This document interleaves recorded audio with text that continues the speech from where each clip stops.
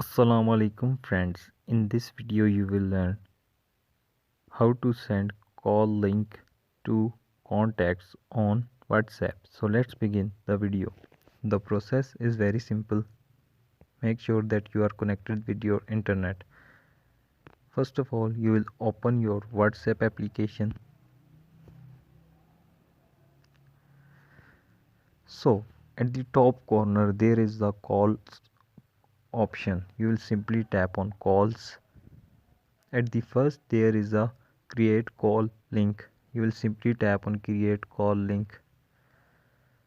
So this is your call link. You can change the call type, voice, or you can do video or audio call which you want to share the link. So you can copy here, share link, send link via a WhatsApp. So we will send it to WhatsApp contact.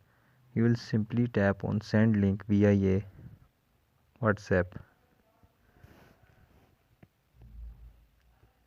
So you will simply tap on the contact which you want to send this link of your call. So you will tap on next. So you have sent it the call link.